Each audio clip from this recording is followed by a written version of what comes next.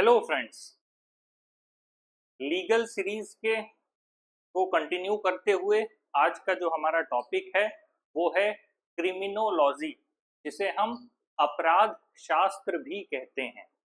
पहले तो ये समझने की जरूरत है कि हम क्रिमिनोलॉजी को या अपराध शास्त्र को क्यों पढ़ें, आखिर हमें इसकी जरूरत क्या है। तो सबसे इम्पॉर्टेंट बात यह है कि जब भी कोई अपराध होता है तो वो समाज के खिलाफ होता है, राज्य के खिलाफ होता है, कोई भी क्राइम स्टेट के अगेंस्ट होता है। इसीलिए जो विक्टिम होता है उसे आगे सारे प्रोसीजर में सहायता सरकार की तरफ से, राज्य की तरफ से मिलती है। चाहे फिर वो आगे आप पुलिस तो सहायता करती ही है क्योंकि वो लॉ इन्फोर्समेंट का काम है उनका। उसके बाद आपका चाहे एडवोकेट हो, न्यायालय में जो भी कानूनी प्रक्रिया है उसमें सरकारी वकील देखते हैं, उसका यही एक रीजन है। तो जब भी समाज में कोई अपराध होता है तो सबसे पहले इस बात की विवेचना की जाती है, उसका एनालिसिस होता है कि किस तरह का क्राइम हुआ, उसका नेचर ऑफ क्राइम क्या है, उस क्राइम के होने के पीछे के मोटिव, रीजंस, इंटेंशन क्या है। इन बातों का अध्ययन किया जाता है।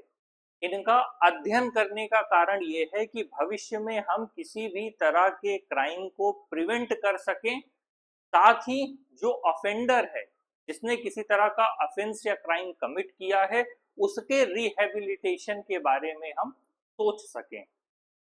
तो criminology is the scientific study of crime, criminals and the criminal justice system. तो पहले तो हम किसी क्राइम को समझते हैं कि उसका रीजन क्या था। मान लीजिए कि अगर थेफ्ट हुआ, चोरी हुई, तो उसके पीछे का रीजन क्या था। क्या किसी ने लालच की वजह से, अब यहाँ पर इंटेंशन स्टेब्लिश होगा, किसी ने लालच की वजह से किसी के घर में चोरी की, या फिर उसके घर में कोई बीमार था, उसके पास पैसा नहीं था, उसने मजबूरी में किया। उस क्राइम की ग्रेविटी कितनी है, जो भी नेचर ऑफ ऑफेंस है, किसी भी ऑफेंस की ग्रेविटी क्या है, उसका नेचर क्या है, हर एक चीज को एनालाइज किया जाता है। उसके बाद ये समझा जाता है कि ये जो क्राइम हुआ उसके क्या रीजंस हैं और भविष्य में हम इसे कैसे रोक सकते हैं। और उसके बाद वही बात है कि क्रिमिनल्स के बिहेवियर को अच्छे से एनालिसिस किया जाता है, उसे समझा जाता है, जिससे कि हम ये समझ पाए कि ये घटना क्यों घटित हुई और उस व्यक्ति का क्या मोटिव था किसी भी घटना को करने के पीछे। इसका सिंपल सा रीजन है कि हम बिहेवियर को समझ पाए, उस क्रिमिनल को समझ पाए, उस क्राइम को समझ पाए, जिससे दोबारा समाज में किसी भी तरह का क्राइम ना हो। इसका ये पर्पस होता है। साथ ही क्रिमिनल्स के बिहेवियर का अध्ययन करने का जो मेन रीजन है, उसको हम डीपली एनालाइज करते हैं कि क्रिमिनल के क्या मोटिव थे, क्या इंटेंशन थे, क्या रीजंस थे। किसी ने कोई क्राइम कमिट किया तो क्या सोशल रीजंस थे। अभी हाल में ही एक घटना आई थी न्यूज में, जो आई कि किसी पिता ने अपनी बेटी की हत्या कर दी। उसका रीजन था सोशल सेमिंग।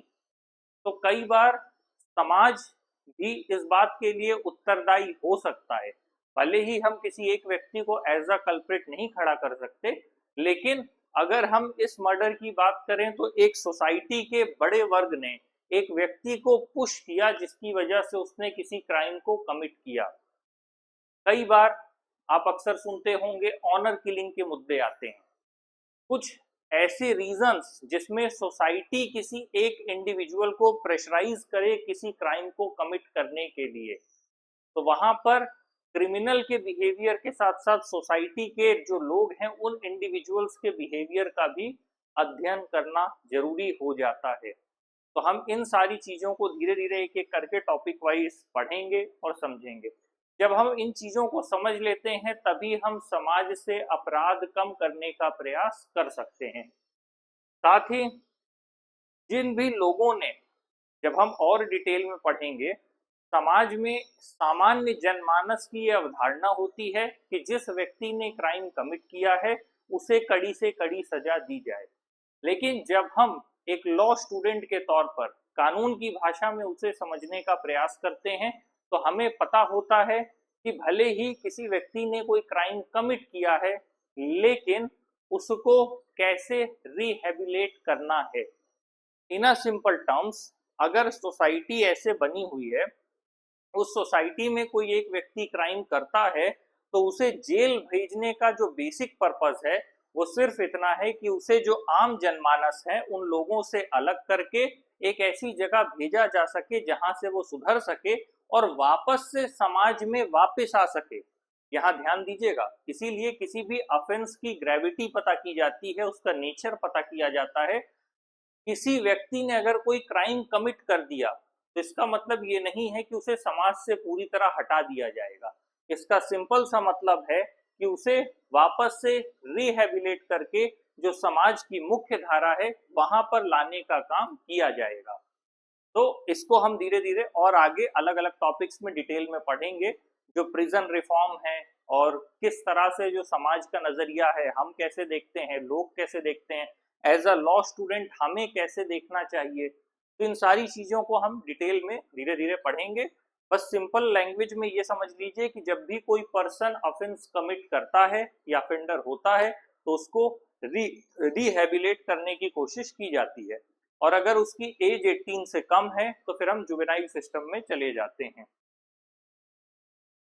बेसिक रीजन होता है कि जो पब्लिक है उसको सेफ्टी प्रोवाइड किया जा सके, साथ ही जो लोग हैं वो सुरक्षित महसूस करें। ऐसा ना हो कि अगर कोई क्रिमिनल समाज के बीच में है और वो किसी तरह का डिटरेंस क्रिएट कर रहा है या किसी तरह की समाज में अराजकता पैदा कर रहा है, समाज में भय पैदा कर रहा है कि लोग उससे डर रहे हैं, तो वहां पर फिर कानून की भूमिका शुरू होती है, जहां उस व्यक्ति को मुख्य समाज से एलिमिनेट करने का काम किया जाता है।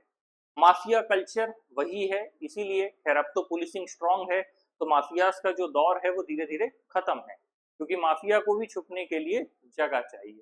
खैर ये अभी टॉपिक हमारा नहीं है, हम इसे आगे समझेंगे।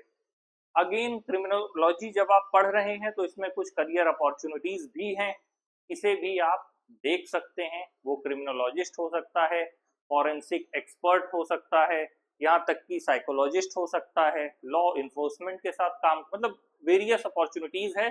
और रीजन सिंपल सा है कि जब साइकोलॉजी की भी बात आती है तो जो लोग कैदी हैं वो भी अंततः इंसान हैं और उनको कैसे रिहेबिलिटेट किया जा सकता है।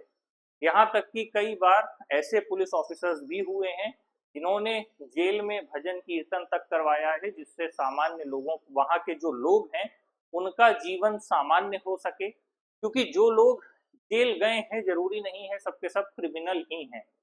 कुछ ऐसे भी हैं जिन्होंने एक मोमेंट्री हेजिटेशन में, एंगर में कोई स्टेप ले लिया जिसकी वजह से उन्हें पूरे जीवन जेल में बिताना पड़ेगा। तो हम क्राइम हुआ है तो ये नहीं कह सकते कि उसको सजा नहीं मिलनी चाहिए, लेकिन क्राइम होने के बाद जो उसके जीवन है उसे वो कैसे एक बेहतर ढंग से चला सकता है, उसके लिए भी इन सब चीजों का अध्ययन किया जाता है, प्रॉपर रिहेबिलिटेट किया जाता है। बाकी सारी चीजें हम डिटेल में अगले लेक्चर में समझेंगे।